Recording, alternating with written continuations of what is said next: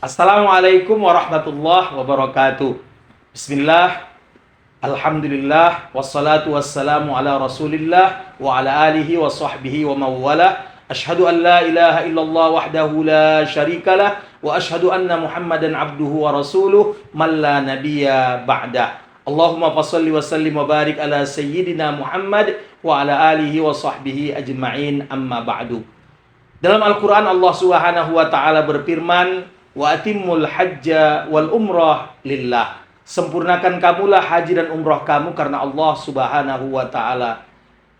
Ada yang harus kita ingat pada saat kita ingin melaksanakan suatu ibadah. Ibadah yang baik adalah rukunnya terpenuhi. Jadi jika kita berbicara tentang masalah umrah, yang pertama yang harus kita ingat, umrah itu mempunyai rukun tersendiri. Yang pertama adalah berniat dari miqat. Miqat yang ditetapkan oleh Nabi Muhammad SAW semasa hidupnya, ya, apabila seorang datang dari luar Makkah Al-Mukarramah, yang pertama adalah Zilhulaifah, atau dalam bahasa sekarang disebut dengan Bi'ir Ali. Seorang yang ingin melaksanakan ibadah umrah harus melaksanakan niatnya di miqat. Ini adalah miqat yang paling banyak dilakukan oleh jamaah haji Indonesia, yaitu sebuah tempat yang dahulu bernama Zilhulaifah dan sekarang bernama Bi'ir Ali. Sering sekali jamaah kita salah menyebutkan dengan sebutan bir. Yang benar adalah bi'ir, yang berarti sumur dari Ali ibn Sa'ad, yang dahulu ketika beliau wafat, keluarga beliau bertanya kepada Nabi Muhammad SAW, ayyu sadaqatin afdal ya Rasulullah, sedekah yang bagaimana yang paling baik ya Rasulullah? Maka pada saat itu Nabi menjawab kepada keluarga Ali ibn Sa'ad, hafrul bi'r, yaitu menggali sumur. Lalu sumur ini digali oleh mereka dan Nabi mendoakan agar airnya tetap mengalir, dan ini terbukti berkat mukjizat Nabi Muhammad SAW. Sumur ini sampai saat ini tidak pernah mengering. Rukun umrah yang pertama adalah berniat dari miqat. Banyak jamaah kita yang berniat, baik itu dalam bahasa Arab ataupun bahasa Indonesia. Yang pertama yang harus kita niatkan adalah labbaik Allahumma umratan. Sengaja aku umrah.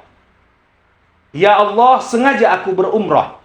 Atau niat yang lain, nawaitul umrata wa ahramtu biha lillahi ta'ala. Sengaja aku berumrah dan aku berihram dengannya lillahi ta'ala. Atau sengaja aku umrah dan aku berihram dengannya lillahi ta'ala. Ini yang harus diingat. Tidak harus berbahasa Arab, bahasa Indonesia juga boleh. Dan jika ada niat yang sama tujuannya dengan dua niat yang kita sebutkan tadi, insya Allah ini juga sudah dibenarkan. Yang kedua, rukun dari umrah itu adalah tawaf mengelilingi Ka'bah. Sebelum kita membahas tawaf mengelilingi Ka'bah, ada yang bertanya, apakah kalau kita datang dari luar Makkah Al-Mukarramah, kita boleh berniat di Masjid Aisyah di Tan'im ataupun di Ja'ranah? Jawabnya tidak. Kenapa? Karena miqat tersebut hanya bagi orang yang sudah berada dari dalam Makkah Al-Mukarramah. Jadi selama ia melalui beberapa miqat yang disebutkan Nabi, tadi yang pertama nama miqatnya adalah Zilhulaifah atau Bi'ir Ali. Yang kedua ada miqat Juhfah. Yang ketiga namanya ada Yalamlam. Yang keempat ada Qarnul Manazil atau dahulu disebut dengan Zatul Qaran. Dan sekarang ada juga yang namanya Zatul Irq.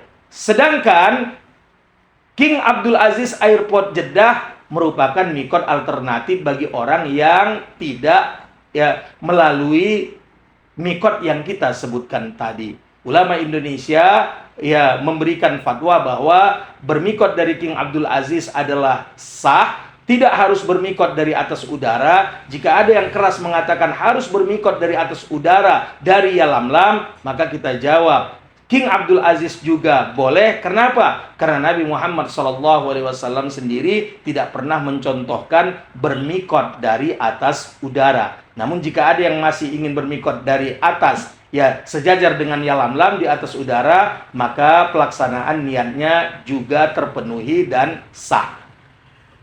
Kemudian tadi yang kedua kita sebutkan adalah tawaf. Nabi Muhammad SAW sudah menjelaskan kepada kita at-tawafu kas-shalah. Tawaf itu seperti salat. Artinya di dalam tawaf wajib suci dari hadas besar dan hadas kecil. Wajib suci pakaian ya dan tempat dari najis. Wajib menutup aurat. Bedanya dengan sholat masih bisa bercakap-cakap, namun jika ada yang sambil tawaf bercakap-cakap, falyatakallam alal khair, hendaklah pembicaraannya itu hanya untuk kebaikan saja. Misalkan seorang anak bertanya kepada ibunya yang tawaf bersamanya, apakah ibu capek? Apakah mama capek? Itu boleh. Namun jika ya sepanjang tawaf mereka bercerita tentang hal-hal permasalahan keduniaan, maka menurut pendapat ulama tawaf itu tidak baik, bisa membatalkan tawaf, minimal tawaf tersebut adalah makruh. Ada fenomena yang belakangan terjadi ketika di zaman digital seperti ini, di zaman ponsel seperti ini, banyak orang yang terlalu banyak bermain dengan HP-nya pada saat sedang beribadah. Padahal tadi Nabi Muhammad SAW mengatakan at-tawafu kas-shalah. Seharusnya kaum muslimin yang dirahmati oleh Allah, pada saat tawaf hendaknya ia khusyuk, ya, melakukan tawafnya kepada Allah semata-mata. Ia membuang sosial medianya, ia membuang hal-hal yang tidak perlu. Karena apa? Karena minimal tawafnya akan menjadi makruh dan bisa saja tawafnya menjadi batal jika ia melakukan hal-hal yang telah melampaui batas. Ada beberapa hal yang harus kita ingat pada saat sedang tawaf. Yang pertama, tetap menjaga bahu sebelah kiri dari Ka'bah dan tidak memalingkannya dengan sengaja. Andaikan ia bersama keluarganya, ia tidak dibenarkan memalingkan bahunya yang sebelah kiri dari Ka'bah untuk melihat keluarganya, apakah ada di belakang atau tidak, apakah keluarganya ada di sampingnya atau tidak. Ia tetap diwajibkan menjaga bahunya yang sebelah kiri. Satu hal yang perlu kita ingat, ketika hendak beristilam kepada Ka'bah, kepada Hajarul Aswad, yang dicium adalah ruas 3 jari tengah, ya, ruas 3 jari tengah bagian atas, yaitu Bismillahi Allahu Akbar. Bismillahi Allahu Akbar. Jangan mencium di sebelah sini, tapi yang dicium adalah 3 ruas jari bagian atas. Nah ini berikutnya, di dalam tawaf dilarang batal wudhu.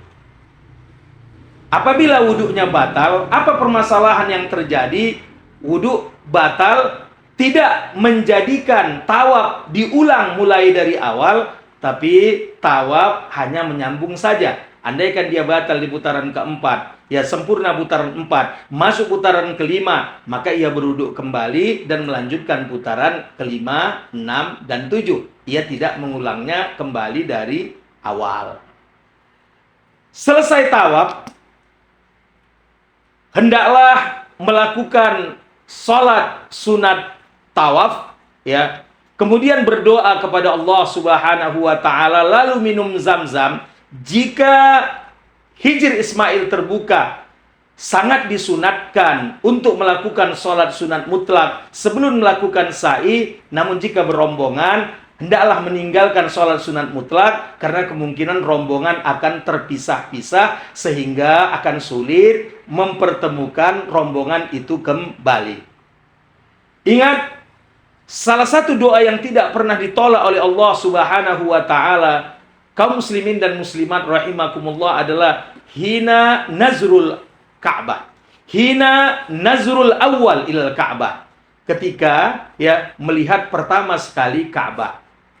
Pada saat seorang mu'tamirin ataupun mu'tamirah datang ke depan Ka'bah, saat matanya pertama sekali melihat Ka'bah, maka hendaklah ia berdoa kepada Allah Subhanahu wa taala, berdoa kepada Allah Subhanahu wa taala, karena kata Nabi Muhammad sallallahu alaihi wasallam, hina izin futihat abwabus sama wa da'watum ma turat.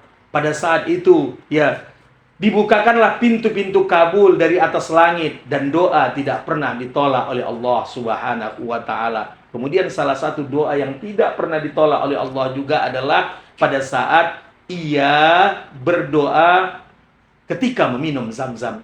Allahumma inna nas'aluka ilman nafi'a wa rizqan wasi'a wa sifaan min kulli da'in wa saqam. Kaum muslimin dan muslimat rahimakumullah, salah satu hal yang sering harus kita ingatkan kepada jamaah yang sedang melakukan ibadah ihram, terutama bagi wanita, pengertian telapak tangan itu adalah perut telapak tangan dan punggung telapak tangan. Ini kedua-duanya telapak tangan. Sebaiknya pada saat sedang berihram, baik itu untuk tawaf, baik itu untuk sa'i, ataupun sedang wukuf di padang Arafah pada saat melakukan ibadah haji, kedua ya bagian perut telapak tangan dan punggung telapak tangan ini tidak ditutup bagi wanita.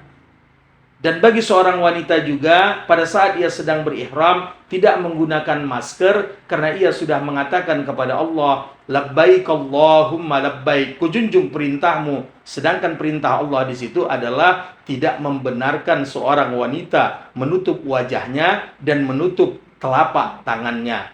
Zahiruha wa batinuha, baik zahirnya ataupun perut telapak tangannya. Ini yang harus kita ingat benar-benar.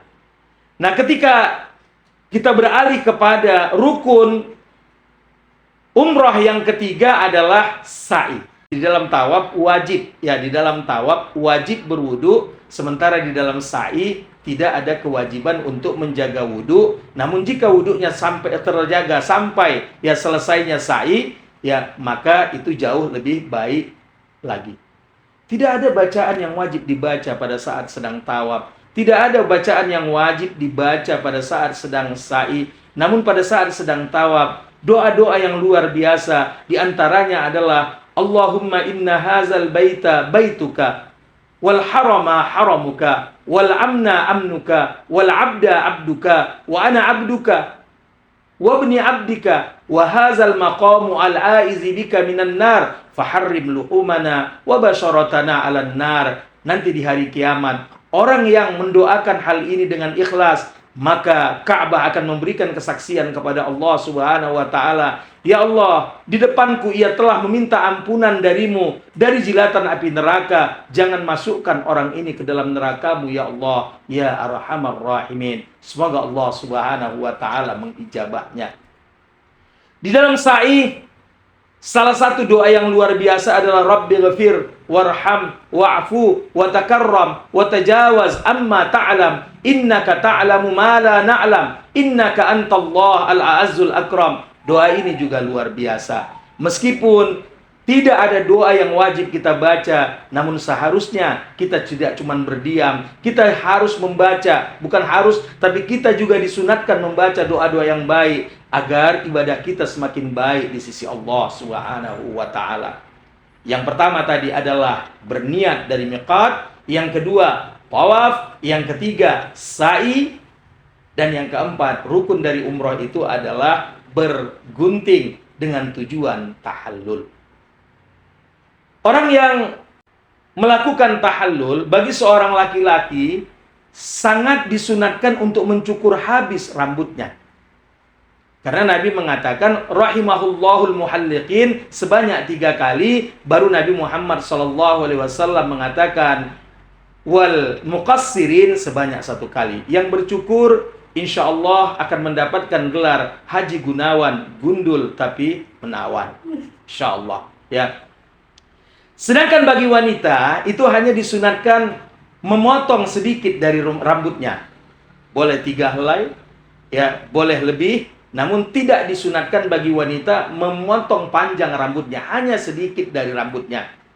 Hal yang perlu kita perhatikan kaum muslimin dan muslimat adalah yang pertama, seorang yang ingin bertahallul, ya, boleh menggunting rambutnya sendiri. Seorang yang bertahallul boleh menggunting rambutnya sendiri. Namun apabila ada orang lain yang melakukannya, itu jauh lebih baik. Bolehkah orang yang belum bertahallul mentahallulkan orang lain? Sebaiknya tidak. Ia harus mengambil inisiatif menggunting rambutnya sendiri atau mencari orang lain untuk menggunting rambutnya, lalu ia membantu teman-temannya untuk bertahallul. Bolehkah orang yang bukan mahram, seorang laki-laki, ya, menggunting rambut perempuan ajnabi? Tidak dibenarkan, karena ini merupakan suatu keharaman. Lalu bagaimana dengan suami istri? Boleh. Ya, bagaimana dengan mereka yang zatu mahramin, yang sedarah? Boleh. Orang tua dengan anak? Boleh. Anak kepada orang tua? Boleh. Menantu kepada mertua? Boleh. Tidak ada larangan untuk hal tersebut. Namun jika seorang ajnabi menggunting rambut yang ajnabi, maka ini tidak dibenarkan. Jadi yang perlu kita ingat, yang pertama, rukun umrah itu adalah berniat. Ingat, niatnya tadi labbaik Allahumma umratan atau labbaik Allahumma umrah dengan mematikan ujungnya. Boleh juga nawaitul umrata wa ahramtu biha lillahi ta'ala, sengaja aku umrah dan aku berihram dengannya lillahi ta'ala. Artinya ingat niatnya. Ada seorang yang saking seringnya berniat puasa namun baru sekali berniat umrah. Ketika ia akan berniat umrah, yang keluar bukan nawaitul umrata wa ahramtu biha, tapi justru yang keluar adalah nawaitu sauma ghadin. Jadi ini yang harus kita ingat benar-benar, ya, karena ia biasa hanya berniat puasa. Rukun umrah itu yang pertama niat, yang kedua tawaf mengelilingi Ka'bah sebanyak 7 putaran, kemudian yang ketiga sa'i di antara Bukit Shafa dan Marwah, yang keempat bergunting dengan tujuan tahallul, sedangkan yang kelima adalah tartib. Apa makna daripada tartib? Tidak dibenarkan berpindah kepada rukun berikutnya sebelum rukun sebelumnya itu terlaksanakan dengan baik. Semoga berguna. Wallahul muwaffiq ila aqwamit thoriq. Assalamualaikum warahmatullahi wabarakatuh.